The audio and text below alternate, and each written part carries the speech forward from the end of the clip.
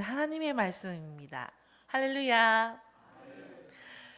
주님의 식탁에 담긴 의미라는 제목으로 설교하기 전에 좌우 앞뒤로 다 같이 인사 나누시겠습니다. 오늘은 솔톤입니다. 솔톤으로 샬롬 사랑해요 라고 인사해 주십시오.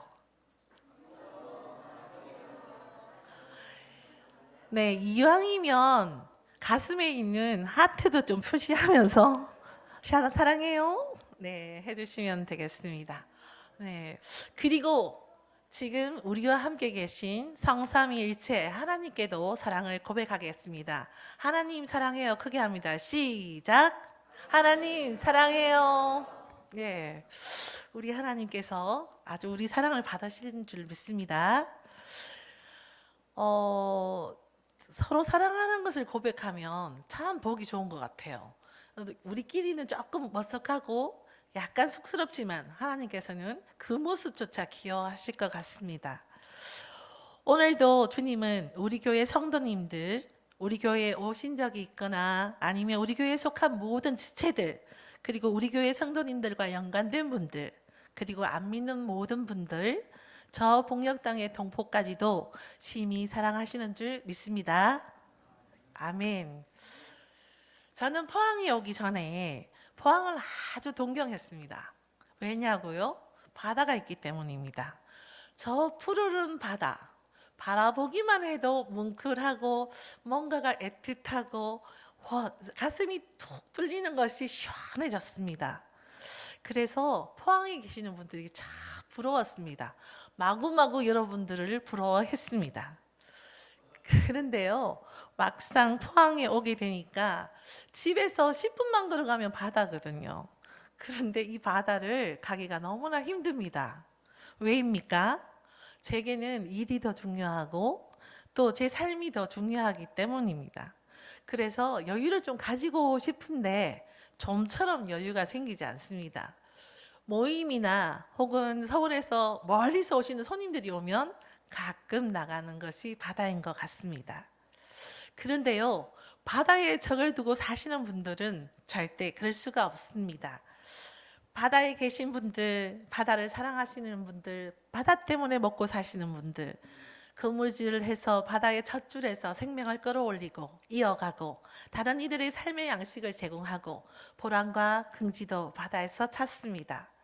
본문의 배경을 살펴보면 부활하신 예수님은 요한복음 20장 21절에 부활하신 후에 제자들에게 나타나셨지요. 그래서 샬롬, 평안하냐? 라고 물으시지요. 그리고는 아버지께서 나를 보낸 것 같이 나도 너희를 보내노라. 성령을 받으라 라고 말씀을 하십니다. 그리고 두 번째 또 나타나셔서 제자들에게 이렇게 말씀하시지요. 도마를 보면서 말씀하십니다. 보지 않고 믿는 자는 복되도다. 이런 말씀을 해주셨습니다. 오늘 세 번째 나타나신 예수님은 성령을 받아서 제자들이 갈릴리로 와서 파송을 한 줄 알았지만 포항의 어부들처럼 디베라 호수라는 곳에서 고기잡이를 하러 왔습니다. 디베라는 어떤 도시입니까? BC 20년경에 헤롯이 디베라 즉 티베리우스 황제에게 잘 보이려고 경의를 표하기 위해서 당시에 이 바다 이름을 헌납했습니다. 그래서 디베라 호수 혹은 디베라 바다라고 불립니다. 예수께서 사람을 낚는 어부라고 파송을 하셨는데 물고기 잡는 어부로 다시 퇴각하고 전락하고 만 것입니다. 그들의 본업은 어부였기 때문에 아마 고기 잡는 일 하나만큼은 자신이 있었던 것 같습니다. 그런데 이게 웬일입니까? 본문을 보니까 밤새 고기를 잡으려 했지만 힘을 쓰고 노력하고 나의 전문성을 다 완전히 끌어올려서 고기를 잡겠다는 일념으로 고기를 잡았지만 힘만 들고 지치고 허탕만 칩니다. 밤을 새웠지만 아무것도 잡히지 않습니다. 그런데 그때 제자들에게 딱 나타나신 분이 계십니다. 누구십니까? 바로 주님이십니다. 어떤 주님이십니까? 부활하신 주님이십니다. 주님께서 물으십니다. 얘들아, 뭐 먹을 만한 생선이 있니? 라고 물으시지요. 그러면 제자들은 낙담해서 아니요, 없는데요. 이렇게 대답을 한 것 같습니다.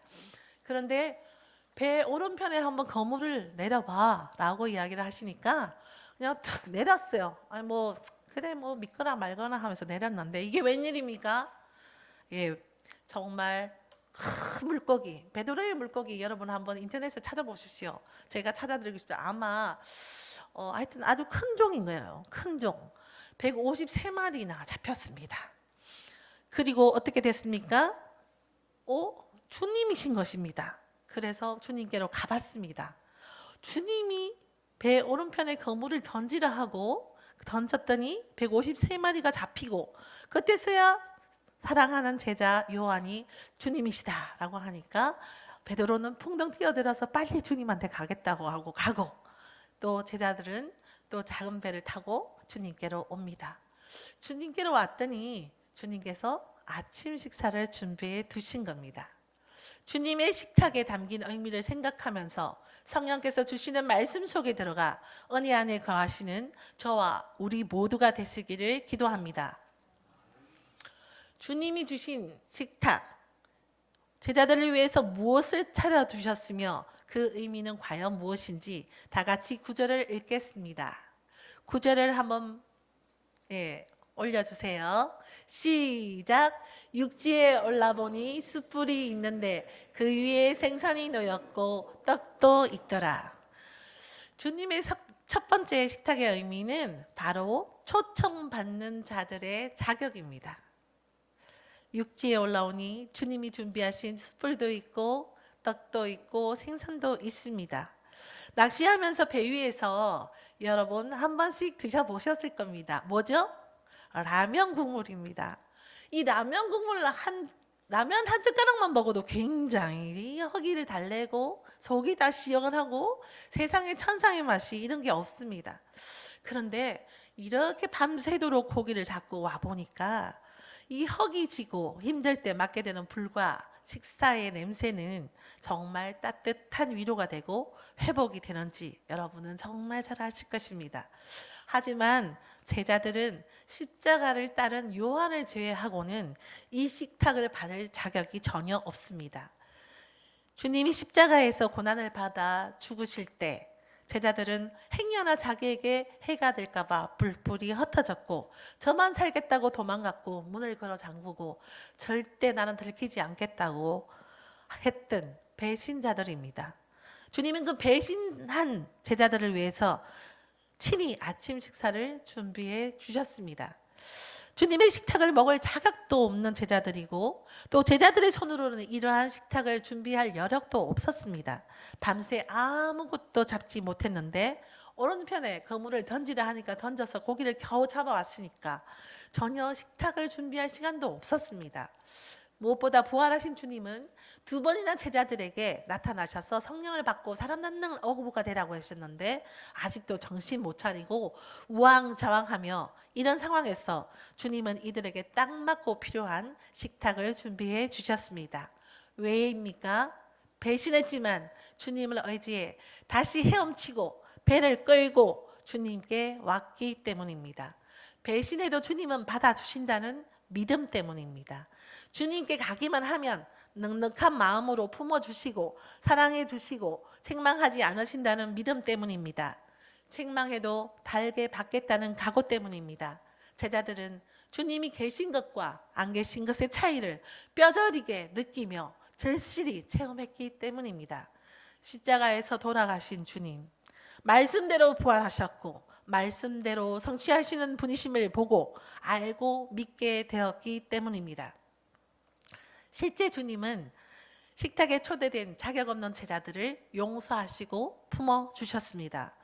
제자들에게 부활하신 모습을 보여주신 그 주님은 2000년 전 제자들처럼 자격 없는 나의 죄를 위해 우리 죄를 위해 십자가에 달려 죽으시고 3일 만에 부활하셔서 이를 믿는 이들에게 영생을 주신 주님이십니다.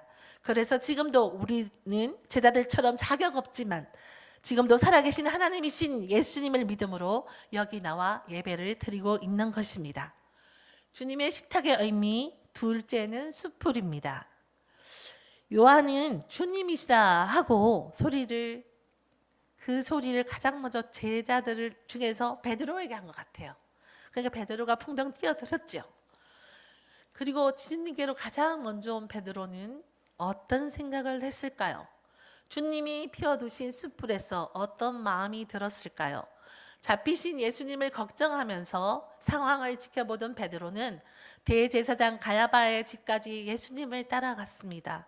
문 지키는 여종이 저 사람은 예수와 같이 있던 사람이야 라고 하니까 그 뜰에서 숯불을 피워두고 모인 사람들 곁으로 슬금슬금 피해서 가면서 숯불을 쬐는 척 하면서 아니야 나는 그런 사람 몰라 라고 예수를 부인하며 도망갔던 아픈 기억이 떠올랐습니다. 예수의 숯불은 베드로의 죄를 생각나게 했습니다. 그러나 그 숯불은 죄의 상기로 인해서 그 죄가 내 죄로 인하여 고통을 주지는 않았습니다. 베드로와 제자들의 차가운 온몸을 따스하게 회복시켜주는 숯불입니다. 베드로와 제자들의 배반에도 불구하고 예수님의 숯불은 새벽 바람을 맞으며 거친 바다에서 고기잡이를 했던 제자들에게 따뜻함과 안정을 선사해주는 가정의 온기요, 어머니의 마음이요, 공동체를 위한 주님의 용서이며 사랑인 것이었습니다. 오늘 저와 여러분도 지금 하나님의 제단 숯불 아래 서 있습니다. 예수님 앞에, 말씀 앞에, 십자가 앞에 서 있습니다. 저와 우리가 죄인임을 고백합니다. 이 십자가 앞에 서면 저와 여러분은 가장 먼저 죄가 생각나고 또 죄인임을 고백합니다. 이게 다이면 우리는 가슴을 치고 통곡하면서 계속 이 자리에 나는 죄인으로소이다 하고 울고 있어야겠습니다. 하지만 예수님이 배반한 제자들에게 책망치 않고 숯불을 피워주시면서 주님은 온몸을 녹여주셨듯이 말씀 앞에 서면 십자가 앞에 서면 저와 여러분의 죄를 대신하여 주신 그 주님이 숯불처럼 따스하게 우리를 죄에서 건졌노라. 죄인 대신 너희는 하나님의 자녀다 라고 말씀해 주시며 위로하고 회복시켜 주십니다. 말씀은 우리 죄를 조명하며 비춰주시면서 나의 죄를 예수 그리스도의 보혈로 속해놓으라고 선언해 주십니다. 그리고 예수님은 베드로의 옷을 말려주는 숯불처럼 저와 여러분의 종빛같이 붉은 죄의 짐을 하나하나 밑바닥까지 뽀송뽀송 쾌적한 느낌이 들도록 깨끗이 소멸되게 하십니다. 성경 말씀 속에, 말씀의 선포 속에 예수 안에 이러한 은혜가 저와 여러분에게 날마다 있기를 기도합니다. 예수님의 식탁에는 셋째, 생선과 떡이 준비되어 있습니다. 생선은 어떤 생선입니까? 9절의 생선은 헬라어로 옵사리온입니다. 맛있게 조미된 생선, 말린 생선, 작은 생선을 말합니다. 떡도 있습니다. 주님이 마련해 주신 식탁을 보면서 제자들은 회상합니다. 종처럼 발을 씻겨주신, 섬겨주신 예수님과 함께한 유월절이 생각납니다. 떡은 예수님의 몸입니다. 떡과 포도주로 성만찬을 제정해 주신 것도 생각납니다. 또 한 소년이 바친 도시락, 오병이어의 도시락으로 5,000명을 먹이신 예수님의 기적이 생각납니다. 무엇보다 조반을 준비하시는 예수님은 제자들에게 죽은 자의 부활을 보여주셨습니다. 십자가에서 죽었다가 부활하신 주님은 살아나신 하나님의 아들이심을 증거하면서 제자들에게 위로와 소망을 주러 오셨습니다.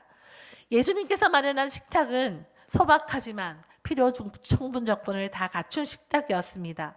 주님이 거하시는 식탁, 주님이 계시고 주님과 함께하는 식탁은 어떤 진수성찬보다 부럽지 않기 때문입니다. 그리고 제자들이 방금 잡은 생선도 가져오라고 하시며 구워주십니다. 그런데 11절에 보면 제자들이 잡은 물고기는 어마어마합니다. 작은 물고기가 아니라 큰 물고기 153마리나 나옵니다. 주님이 작게 해주신 물고기는 주님을 뜻합니다. 다 같이 요한복음 21장 11절을 읽겠습니다. 시작. 시몬 베드로가 올라가서 그물을 육지에 끌어올리니 가득히 찬 큰 물고기가 153마리라. 이같이 많으나 그물이 찢어지지 아니하였더라. 아멘. 물고기는요, 헬라어로 익투스라는 것인데요. 벽화 그림 한번 보여주실까요? 이 그림은 카타콤의 벽화예요. 제 쪽에서 보면 왼쪽이고 여러분 쪽에서 보면 오른쪽이죠. 이것이 바로 익투스입니다. 물고기죠. 로마 시대에 핍박받은 그 시절에 예수 믿는 사람들이 바로 이 지하 동굴에 들어가서 믿음 생활을 유지했습니다. 이 지하 동굴을 카타콤이라고 하지요. 카타콤에 그려진 벽화 중에 하나가 이 물고기 익투스인데요. 이것은 신앙의 대표적인 상징이 되었고 오늘까지도 이어지고 있습니다. 아마 여러분들은 이거 많이 보셨죠? 자동차에도 많이 그리고 다닙니다. 또 다른 그림 하나 보여주시겠습니까? 자, 진짜 그리고 다니는 그림은 저 바로 이렇게 된 물고기, 그죠? 익투스이죠. 이 익투스를 자세히 살펴보면 가운데 글자가 제가 헬라어로 한번 읽어드리겠습니다. 예수스 크리스토스 데우스, 그 다음에 뭐냐면 휘오스, 그 다음에 뭡니까? 소테르입니다. 구세주라는 뜻이죠. 이것을 첫 글자로 만들어서 익투스라고 되어 있습니다. 기독교가 로마의 탄압을 받을 때 많은 이들이 순교할 수밖에 없는 상황에서 신자들의 신분을 확인할 수는 없었죠. 말로는. 그래서 이 물고기를 그리면서 만날 때마다 이렇게 사람들은 표시를 했습니다. 발로요. 우리 발로 한번 물고기 한번 그려봅시다. 발로. 예, 발로 이렇게 그리면 상대편도 이 발로 이렇게 그려요. 네, 발로 그렸습니까? 한번 보여주세요. 여러분 이렇게 마주 보면서 발로 그리겠습니다. 네, 발로 그리니까 상대편도 물고기 그리니까 어떻습니까? 나는 예수 믿는 사람입니다. 예수 그리스도는 나의 구세주입니다. 예수 그리스도는 하나님의 아들입니다. 예수 그리스도는 나의 주님이십니다. 라는 뜻이지요. 그래서 이 물고기를 그려야만 기독교 공동체에서 받아들였다고 합니다. 지금도 주님은 우리의 필요를 아셔서 채우시고 우리로 하여금 주님의 식탁에 앉게 하십니다. 더 나아가 우리는 천국에서 주님이 차려주시는 식탁에 앉을 날이 올 겁니다. 제자들의 마음처럼 주님만을 배워도 우리는 천국에서 배부를 것 같습니다. 새벽녘까지 지친 제자들을 위해서 참 회복시키시고 치유해 주시고 상처난 마음, 그죠?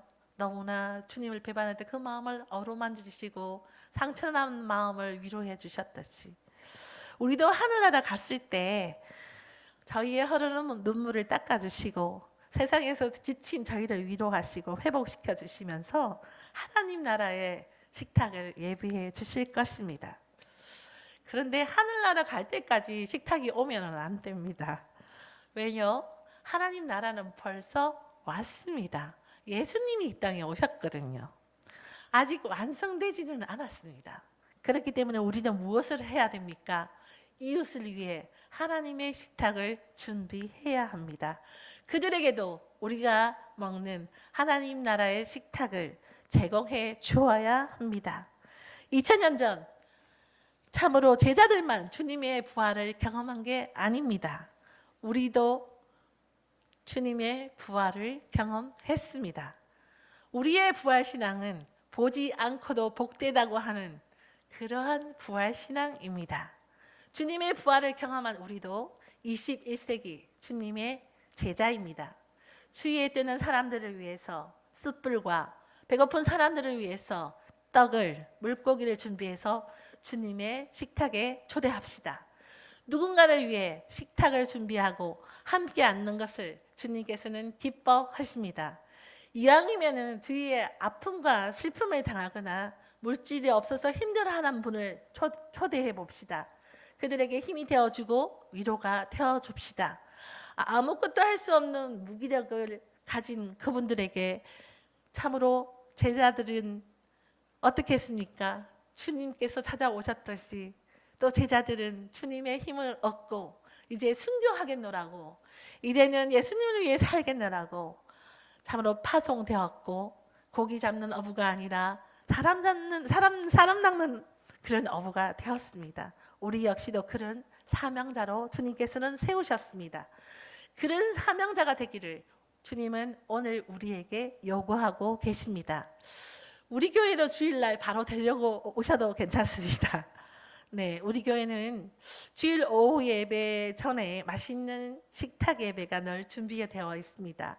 그리고 식탁도 준비되어 있지요. 마음이 허기진 예수가 없는 춥고 배고픈 사람을 위하여 우리의 사랑이 담긴 우리 교회 예수 그리스도의 식탁에 초대합시다. 저는 우리 교회에서 권사님들의 맛있는 음식을 먹으면요, 소천하신 저희 어머니 손맛이 생각납니다. 이렇게 맛있는 음식은 우리 교회에서만 드실 수 있습니다. 이렇게 어머니가 생각나고 위로받는 이런 따뜻한 육의 식탁도 참 좋습니다. 행복한 교제로 즐겁습니다. 그리고 살아있는 말씀이 선포되는 우리 교회 영적 식탁은 또 어떻습니까? 주님의 사랑으로 울고 웃는 우리의 영적 식탁이 하나님 나라의 식탁처럼 굉장히 풍성합니다. 그 이유는 바로 우리 교회 안에 주님의 식탁이 펼쳐지기 때문입니다.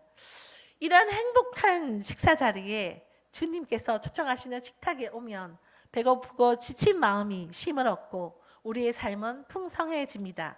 우리 이웃들도요, 우리 교회 말씀의 식탁에 우리처럼 함께 기도하면서 예수님을 알도록 우리의 진심을 흘려보냅시다.